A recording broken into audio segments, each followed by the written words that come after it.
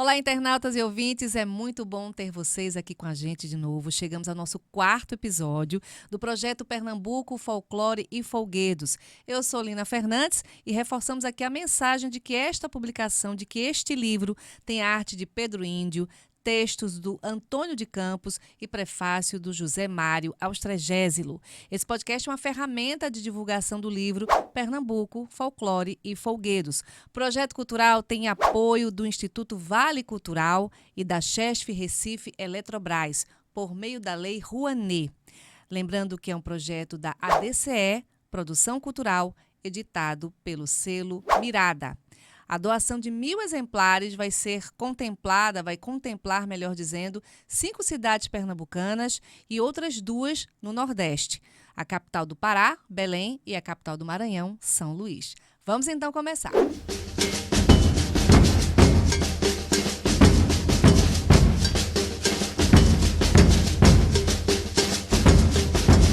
Não tem como falar sobre manifestações culturais sem falar no impacto que elas têm na vida de uma cidade, de uma população, de um estado e até de um país. Exatamente por isso que neste episódio vamos abordar a ligação delas com o turismo, recebendo quem de fato entende do assunto.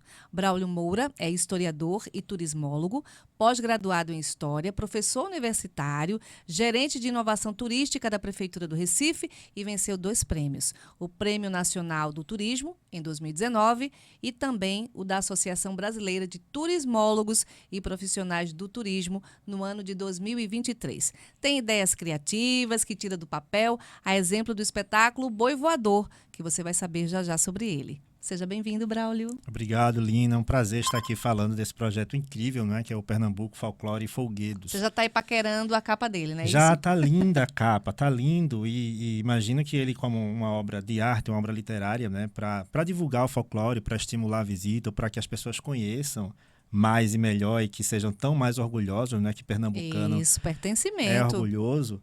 E ele serve até, e já falando de turismo, ele pode servir inclusive como um guia turístico. E aí só as pessoas ele até confundem. Ele já está pensando. Já estou pensando aqui, só explicando inclusive a diferença, né? Muita gente confunde guia turístico com guia de turismo. Ah, é? Guia Explica, de turismo. então. Guia de turismo é o profissional, é aquela pessoa que guia você, que conduz, que fala em vários idiomas e que aponta e conta a história das coisas. Guia turístico é o impresso, é um papel de folheto, hoje digital, que vai estar com as informações e que você vai ler e se guiar por aquele material. Então ele pode inclusive servir como guia turístico de Pernambuco para quem quiser mergulhar na cultura, né, no folguedo, nos folclores. E aí, como a gente é amostrado pernambucano, muito. Vale lembrar também que Pernambuco teve o primeiro guia turístico do Brasil, escrito por Gilberto Freire lá na primeira metade do século XX, que foi o Guia Prático Histórico e Sentimental de Cidade Brasileira, Recife. E depois ele fez o segundo Guia Prático Histórico e Sentimental de Cidade Brasileira, dedicado a Olinda. E acabou também fazendo um guia ou um livro igual para Belém e outro para Salvador. Olha só, a gente já começa tendo aula aqui com o Braulio, o que é muito bom, porque a primeira pergunta que eu vou fazer é justamente em cima disso, né? Todo podcast, ou uma boa parte dos podcasts brasileiros e estrangeiros, tem um caráter educativo. A gente está aqui entretendo, a gente está aqui trazendo dados, aprofundando certos assuntos, mas principalmente podendo ensinar para as pessoas que estão nos assistindo e nos ouvindo. E aí eu vou falar do básico. O que é turismo? É o deslocamento de pessoas de um lugar para o outro para conhecerem paisagens, monumentos, gastronomia, uma festa religiosa, ou mesmo para estudar e fazer negócios. Mas o que é? O que é o turismo, Braulio? Turismo, ele hoje tem uma definição técnica, né, científica. Existe um órgão internacional ligado à ONU, que é a antiga OMT, já tem outro nome, mas a gente ainda chama OMT, Organização Mundial do Turismo, e que define alguns temas.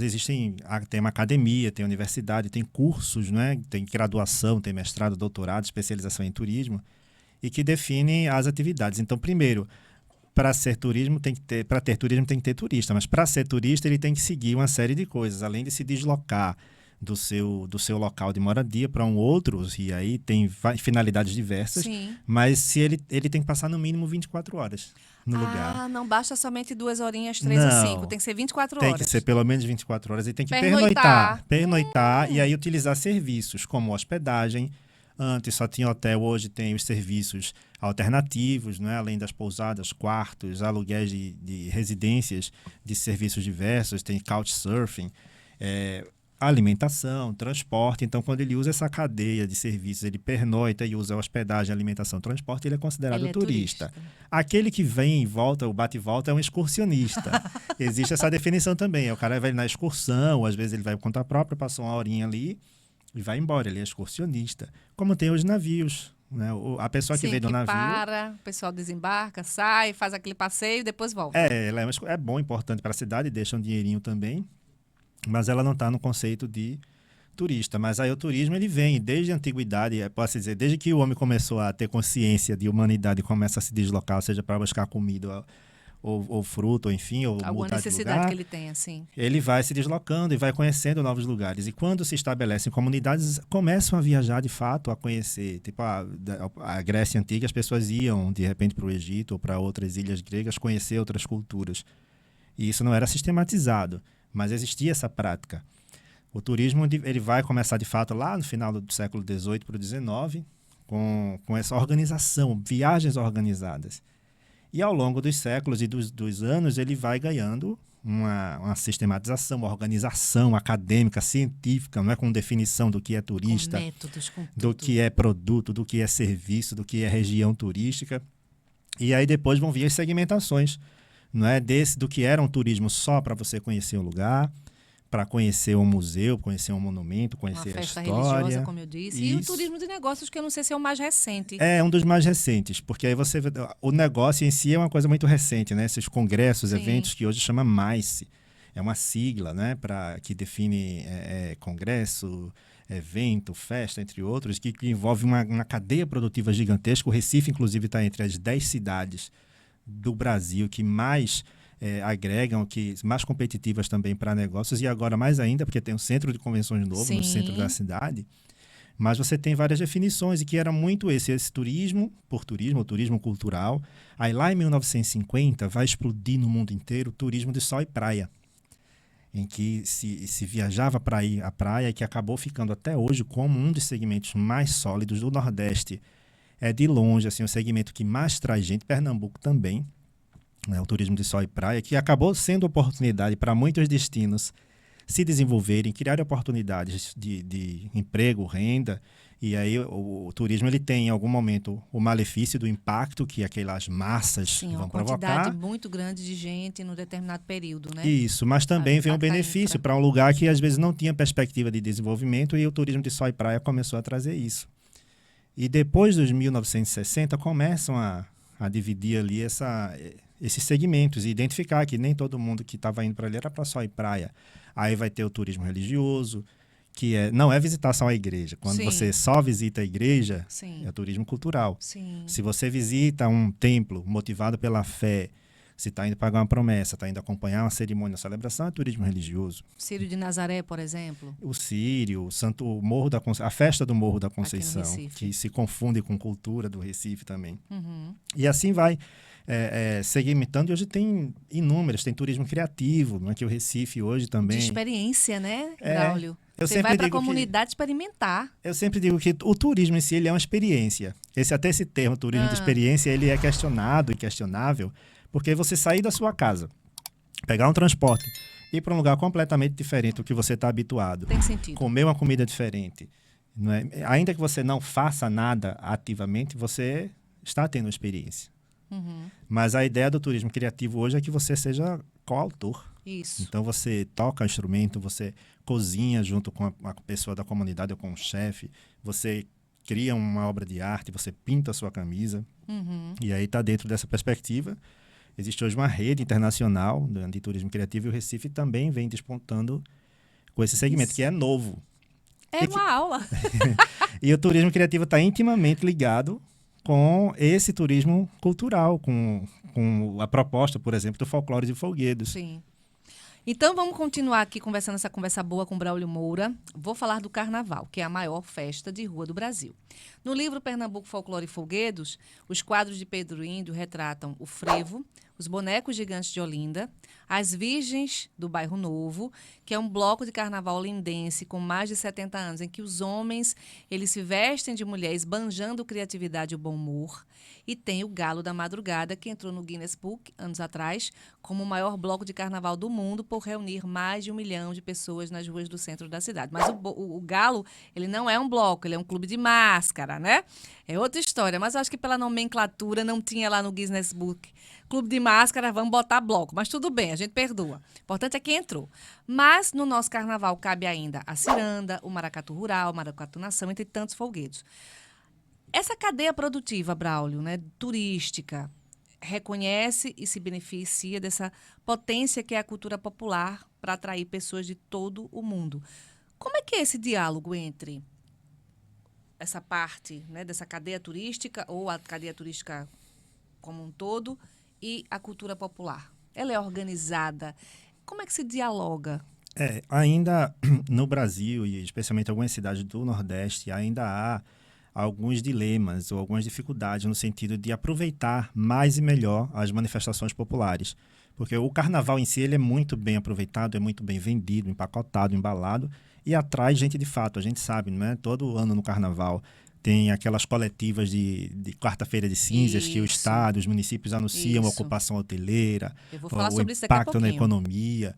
Então, o carnaval em si ele é muito bem acompanhado pelo turismo, porque o turismo vende o carnaval e as pessoas compram isso e esperam aquilo.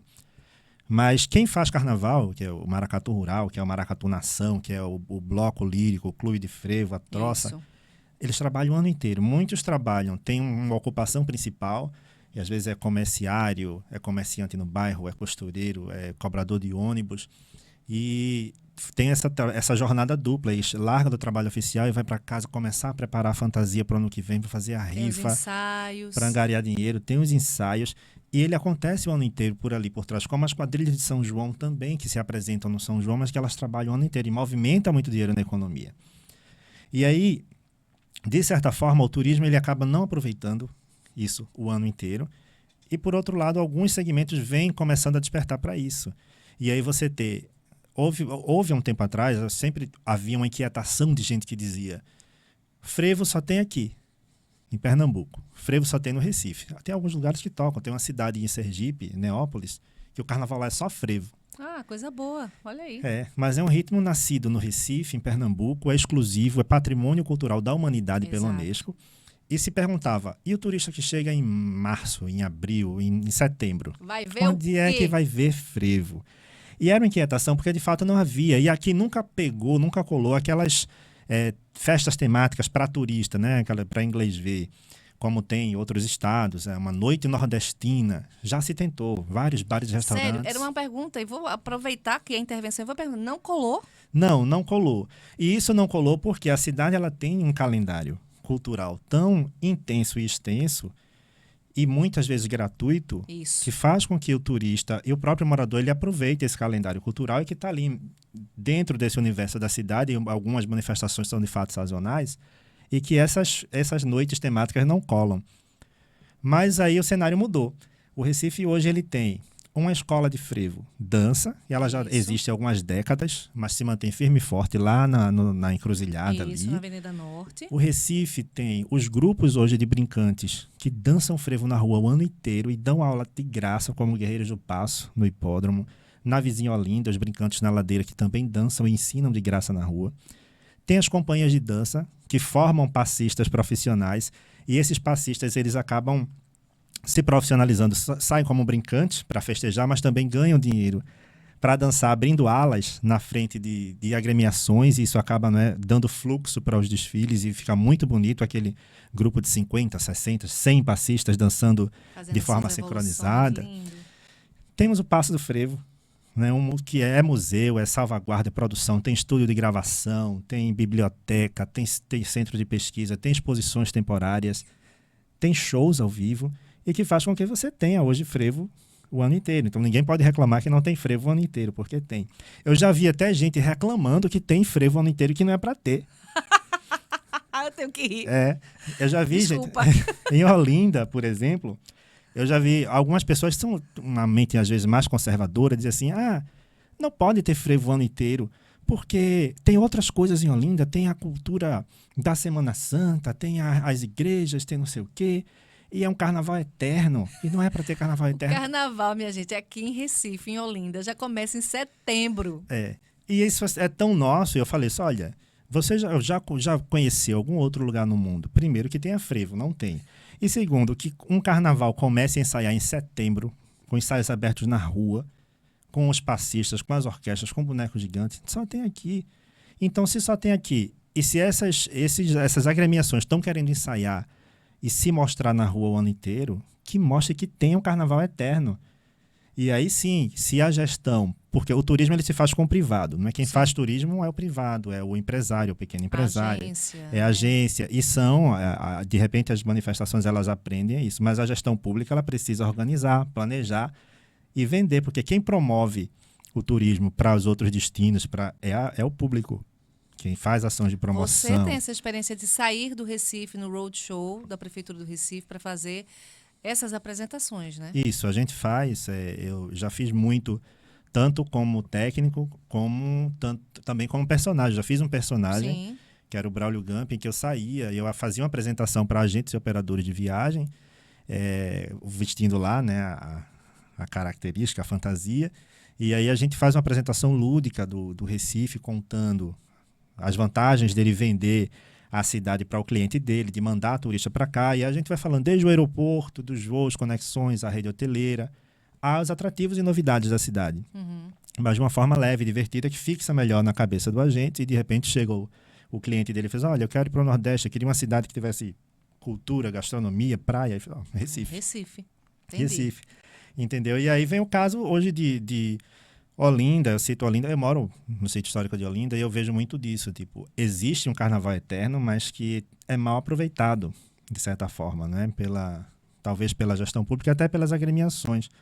Outros grupos já despertaram para isso, e não necessariamente uma agremiação tradicional. E aí tem uma experiência em Olinda que é uma experiência de frevo. Então você compra o ingresso com o seu grupo e aí chega lá, o pessoal te recebe com uma orquestra de frevo, com passistas, com maquiagem. Então você pode fazer a maquiagem como se estivesse no carnaval. O adereço é pré-acabado, você faz o acabamento. Pode tocar um pouquinho de frevo, tocar um instrumento junto com a música. Pode aprender a dançar com os passistas. E no final, eles fazem um desfile. Caramba, para você não ter sabia, experiência. não desconhecia isso. E então veja como isso é turismo. E como o turismo ajuda. Como essa pessoa viu que ela podia ganhar, né, dinheiro, se sustentar com o turismo, com a cultura popular, com o folclore, com o frevo, e como alimentar também, porque para turismo isso é bom, porque a promoção do Pernambuco pode vender essa experiência. O turista que vem, ele pode saber que qualquer época do ano que ele quiser fazer uma experiência de frevo com boneco gigante, com estandarte, com orquestra, vai estar lá. E acabou você gerou o trabalho, a renda para aquela pessoa, ela viu essa oportunidade e ela preserva aquela arte, né? Preserva o frevo está sendo tocado, está sendo dançado e dando oportunidade para músicos, para dançarinos, para artesãos, que é quem trabalha nessa cadeia. Então você está me dizendo que existe, mas pode melhorar, lógico. Sim, claro. Pode durar o ano inteiro. Claro, deve. Ainda sobre carnaval, eu vou justamente deixar aqui as informações, até que Braulio tocou aqui nessa história dos dados, né? Dados da Secretaria Estadual de Turismo de Pernambuco dão conta que nosso estado recebeu 2.350.000 visitantes no Carnaval de 2024 e teve uma movimentação econômica de 3 bilhões de reais neste mesmo Carnaval. O número de visitantes inclui os moradores de outros estados e também os próprios pernambucanos que foram para outras regiões de Pernambuco, porque a gente tem a bicharada em Petrolina, tem os caretas de Pesqueira, os caretas são de Triunfo. Tem aquele caipora, né? Tem os papangus, tem os caiporas de Pesqueira. Enfim, múltiplas, né, possibilidades. E aqui no Recife, segue, eu encontrei também essa informação. Deixa eu voltar aqui. Eu encontrei uma informação muito interessante no site do G1, que o então secretário estadual de turismo, o Daniel Coelho, ele trouxe um aspecto interessante captado por essa pesquisa. Ele disse o seguinte, abre aspas, quem vem para cá não quer só uma festa pela festa, quer conhecer nossa cultura, fecha aspas. Claro que você concorda com isso, né? Claro, concordo totalmente. E a ideia quando você escolhe ir para um carnaval, como o de Pernambuco, não é um carnaval só para fazer coreografia, não é de todo mundo igual. Inclusive nem tem coreografia. Já percebeu que o nosso carnaval não tem coreografia, ele não pede coreografia. Uhum. No máximo, o Passa da Ema, que a gente acha divertido, né? Dançar ali Isso, com Ed Carlos, com Antônio Madureira. Isso. Mas o frevo, quando toca um frevo, tem passos, tem centenas, talvez milhares de passos de frevo hoje registrados, convencionados, com a tesoura, saci pererê, na ponta de pé e no calcanhar. Mas quando tocam vassourinhas, ninguém faz passo sincronizado ou igual. A gente simplesmente Cada enlouquece. um dança do seu jeito, né? Mas todo mundo faz uma munganga, uma misura na ponta do pé e garante seu espaço na multidão, né? Seja com o maracatu. Tem os maracatus que criaram, né, passos e coreografias para show, para palco, e que fazem de uma forma muito bonita, como as apresentações do Balé Popular do Recife, o Balé Cultural de Pernambuco, o Nação Pernambuco, alguns Sim, outros. maracatu. Mas os maracatus nação tradicionais, eles não têm uma coreografia e todo mundo dança lá, jogando seus braços com a força do tambor, com a força do seu orixá. E quem escolhe um carnaval como o de Pernambuco vem para conhecer essa cultura e essa história. E é uma cultura que é muito mergulhada, é muito cheia de história. Não é? O frevo, ele não é só uma música que alguém inventou de tocar para animar o carnaval. Ele tem história, tem luta, tem resistência, tem perseguição. O maracatu tem história, né? No século XVIII, 1700 e pouco, já existia maracatu. Existe uma teoria que diz que os maracatus surgiram das coroações do Congo dentro das igrejas. Mas em 1800, exatamente 1800, cravado, redondo, já tinha um maracatu convencionado, registrado, que é o maracatu nação elefante. Uhum. Enquanto ainda existia coroação do Congo, enquanto ainda existia escravidão, enquanto existia a colônia e depois império. Vocês estão sentindo que o nosso programa hoje está bem diferente, né? Está cheio de história. É um carnaval, na verdade, uma cultura com muita história que merece. Então, a experiência de quem tem a experiência do Carnaval de Pernambuco certamente não esquece e quer voltar. E volta, exatamente, que é o que também dizem as pesquisas, né? Não tem nem o que falar.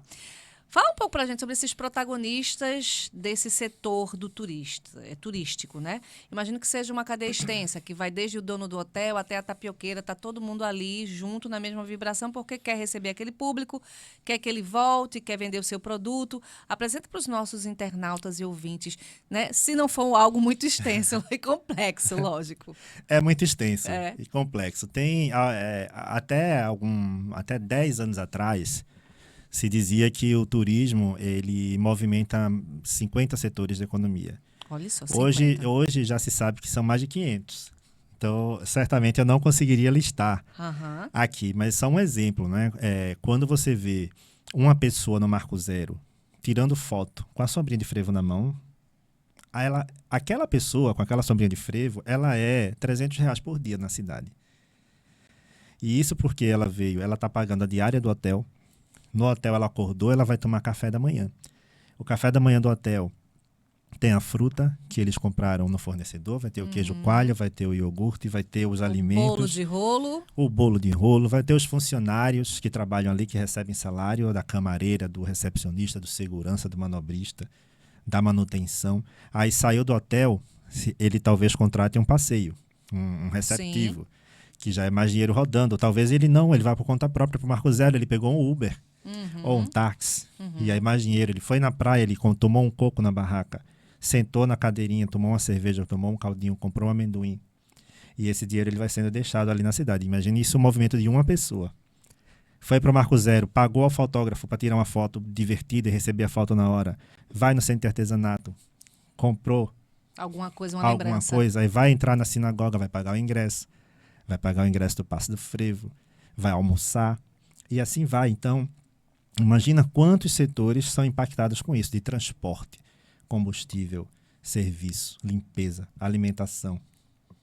Coisas que a gente nem pensa, né? Não passa nem pela nossa cabeça. Claro, você, como turismólogo, historiador, você sabe de tudo isso. Por isso que você está trazendo essa informação para o nosso podcast. A gente sempre imagina só o hotel, né? Que o turista, o hotel, o avião, isso, o táxi, mas não é. Ele mexe muito com a cidade. É muito dinheiro que vai se diluindo, se misturando e todo mundo ganha.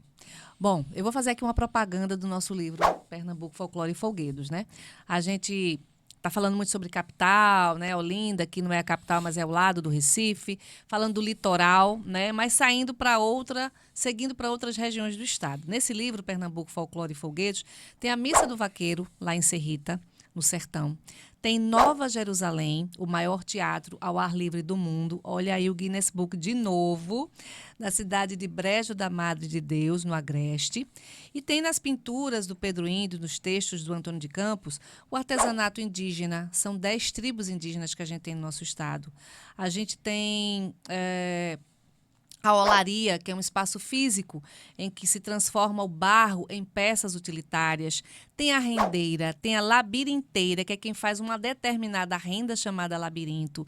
Tem a cantoria, tem o repente, uma arte aí que abarca a música, a literatura, os festivais. Me lembro lá do Festival do Louro do Pajeú. Viva São José do Egito. O forró, com todos os seus desdobramentos de ritmos, que também se transforma em festa, que é atrativo cultural. E diante de tudo isso, eu pergunto a Braulio, como turismólogo profissional, o que é que você acha do potencial dessas festas, desses equipamentos culturais no interior? Se é bem explorado, como a gente vê e sente aqui no litoral, Braulio? Não, infelizmente não são. Tem muitos que são desconhecidos, até dos próprios pernambucanos, né? As cidades do interior, elas normalmente fazem festas grandes, quase sempre no dia do padroeiro, no dia da emancipação. Isso. E são festas que, às vezes, têm uma visão dos gestores que está muito focada em trazer uma atração grande de fora.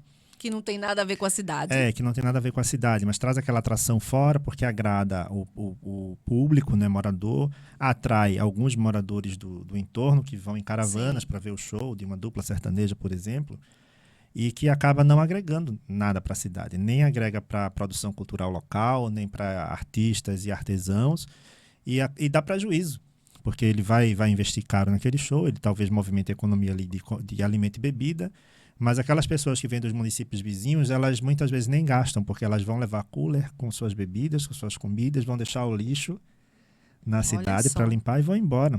Uhum. Não é? E hoje, alguns municípios têm acordado para isso e pensar, poxa, eu tenho a Agrestina, por exemplo, né, que tem o pessoal da Mazurca, eu tenho a produção de chocalho, eu tenho outros artistas locais, por que não aproveitar isso?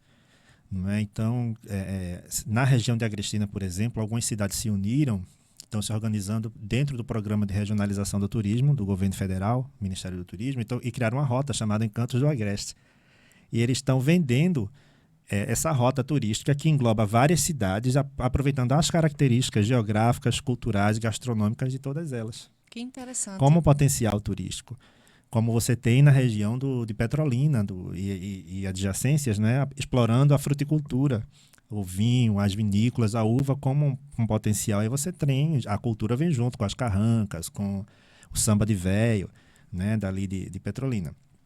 Mas na maioria ainda se usa muito a ideia do grande show com uma atração nacional para agradar o eleitorado, o morador. Fazer volume. Mas acaba que ela não agrega para o turismo, não agrega para a cultura local. Outros vêm se destacando. Caruaru é um ponto fora da curva, não dá para falar, porque de fato é um São João muito grande, que disputa com Campina Grande o título de maior. Demora às vezes 30 dias. Mais até 40, agora. acho 40. Para mim, o maior é Caruaru, e melhor.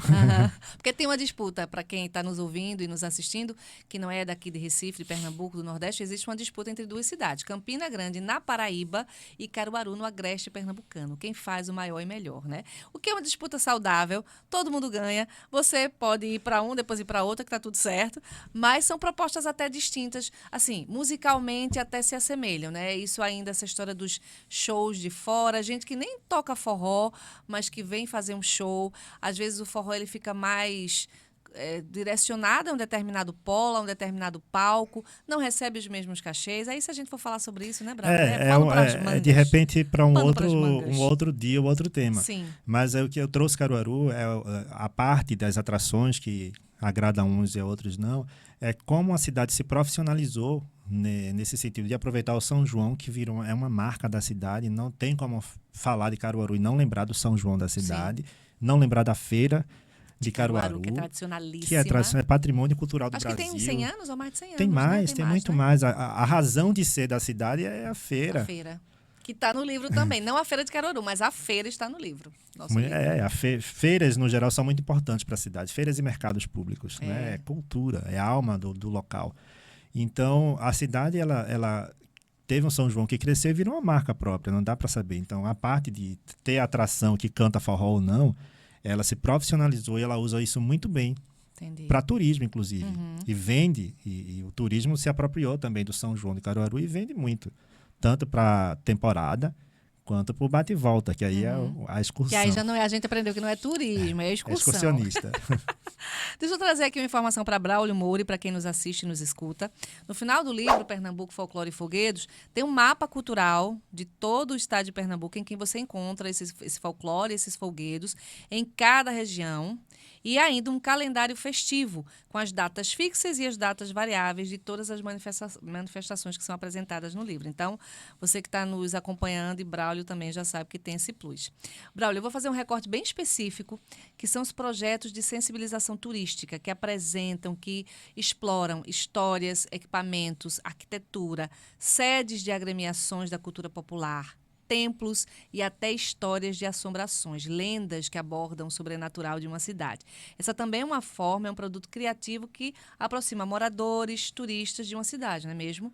E eu fico imaginando que leva o público para conhecer, por exemplo, a sede de um Caboclinho Sete Flechas, né, para o sítio do Pai Adão, que é um terreiro de candomblé, para o Passo do Frevo, que é um equipamento cultural que a gente tem aqui. Então, tudo isso é muito positivo. Também é uma coisa, né, nova, criativa, de fazer essa conexão com a cidade. Isso é novo, isso acontece no Recife, virou um exemplo nacional, entrou para o Manual de Boas Práticas do Ministério do Turismo, foi apresentado, tem um projeto, né, no Recife, ele já mudou de nome, ele já foi Conheça o Recife. Hoje é Olha o Recife. Hoje é Olha o Recife, Olha Recife, desde 2014 é Olha Recife, e que ele tem mais de 300 roteiros temáticos. Né? Ano passado, 2024, ele foi apresentado em uma feira internacional em Curitiba, de destinos inteligentes, também como um exemplo a ser seguido de boa prática pelos destinos da América do Sul e alguns da Europa. São Paulo começou a fazer um recentemente muito parecido com o Olha Recife. Paulo. São caminhadas guiadas por lá e concorreu, inclusive, a um prêmio internacional. Ficou no Recife, foi finalista de um prêmio, que era o Prêmio Ibero-Americano de Destinos Inteligentes, como boa prática em turismo. Não ganhou o primeiro lugar, mas esteve ali entre os 3 finalistas, o que já em si é grande coisa, né? É verdade. E aí são roteiros, e a ideia é aproximar, sensibilizar o cidadão da importância do turismo para a cidade. Porque quando a pessoa ela se sente parte, e daí eu falei disso agora há pouco, né? Que a gente não tem ideia do dinheiro que o turismo espalha na cidade, como beneficia, e muitas vezes não se importa com o cuidado com a cidade, por exemplo, com a limpeza, com a preservação, com tratar bem os nossos visitantes. Porque quando a pessoa se sente bem no lugar, ela tende a voltar. E uma das nossas principais marcas é a simpatia, a educação, né? A receptividade do nosso povo. É uma das marcas do Recife, de Pernambuco.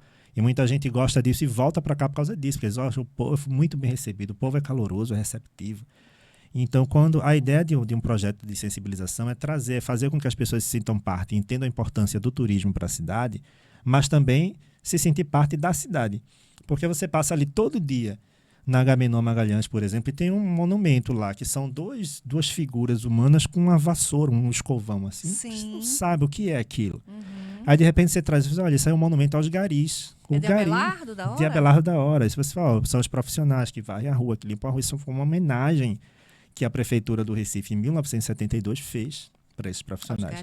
Aos garis, de Abelardo da Hora, que é um dos nossos grandes nomes das artes plásticas, fez e está ali. De repente, quando você entende, poxa, é um monumento ao gari, não vou pichar, não vou danificar. O que é isso aqui? Isso aqui é um monumento à pessoa que ajudou a libertar escravos, escravizados, fugidos, né? O monumento a José Mariano. Então, imagina uma pessoa, Dona Olegária, que vendia as joias dela para comprar alforria, que mandava o pessoal em barco de capim pelo rio Capibaribe escondido para o porto e do porto para o Ceará, que aboliu a escravidão um pouco antes. E quando você passa a perceber que aquele monumento para uma pessoa dessa, que foi bacana, que ajudou as pessoas a serem livres, talvez você entenda melhor a sua história, perceba, né, como é que você chegou até aqui, né? Como aquela história moldou quem é o recifense, o que é ser pernambucano, o que é esse sentimento. Por que é que a gente fala meu país, Pernambuco? É uma coisa, uma marca Não nossa. é só porque é uma gíria que foi criada na internet, tem história por trás. Mas que história é essa? Uhum. E aí um projeto desse, ele vem com essa ideia de fazer você conhecer essa história, e aí você passa a amar, a cuidar.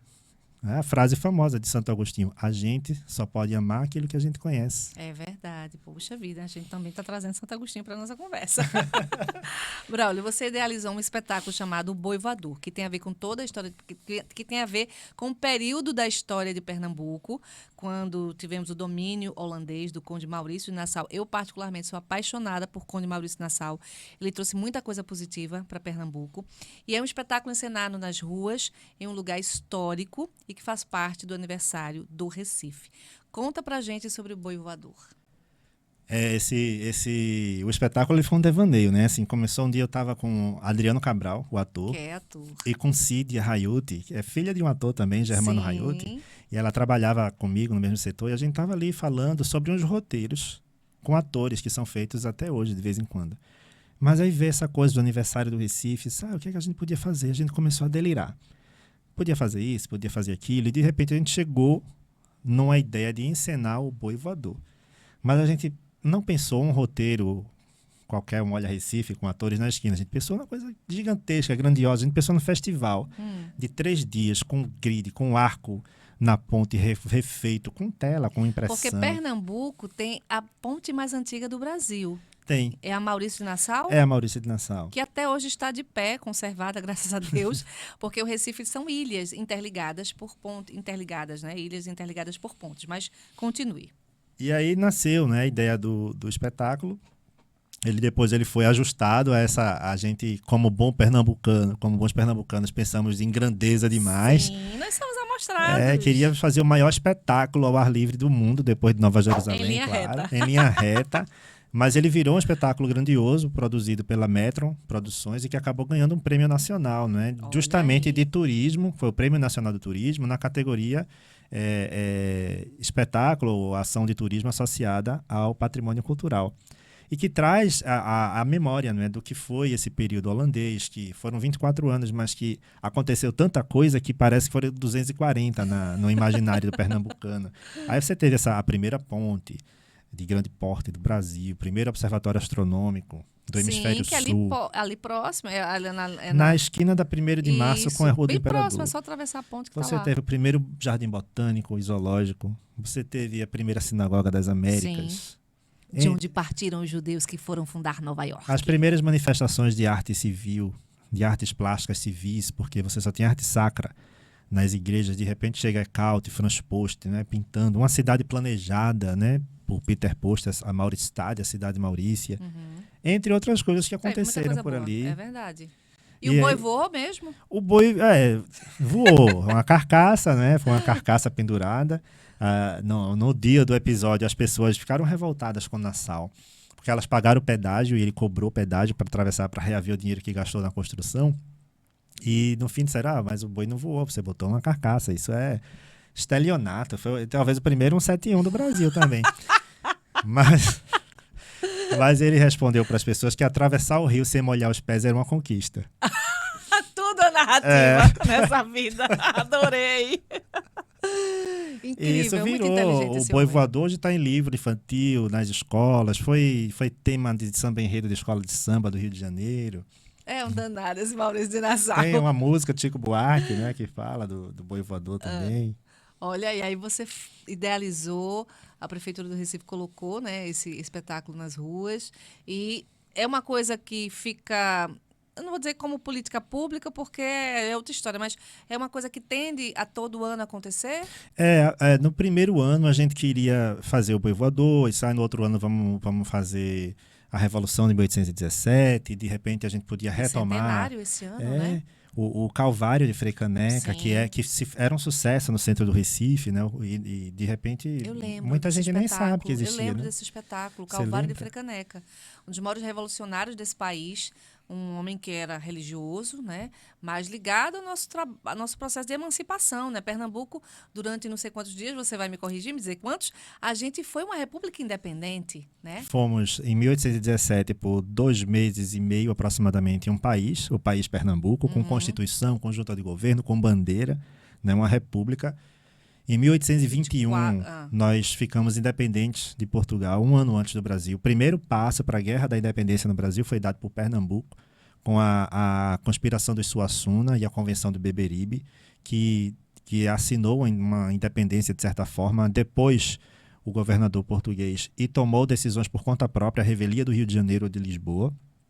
E em 1824, quando já éramos Brasil, nós tentamos nos separar do Brasil com a Confederação do Equador, liderada por Frei Caneca. Como castigo, tivemos aí a execução dos envolvidos. Frei Caneca foi morto a tiro, né? O corte de território, né, de Isso, a Pernambuco. gente foi ficando menorzinho. Pernambuco era enorme. Isso, e até quase São Paulo, né? Não. Mas chegava tanto, Alagoas pertencia a Pernambuco, então Alagoas foi cortada em 1817.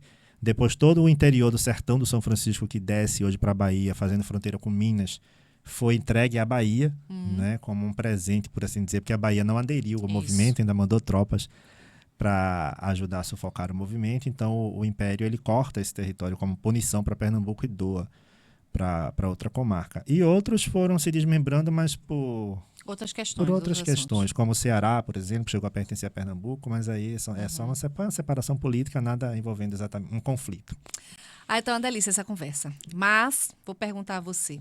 Esse livro, Pernambuco, Folclore e Foguejo, tem 1000 exemplares que vão ser doados em 5 cidades de Pernambuco, além de Belém, no Pará e no Maranhão, no estado do Maranhão, na cidade de São Luís. E tem esse podcast que é uma divulgação do conteúdo em canais virtuais, que é para chegar para internautas, para os ouvintes interessados em tema.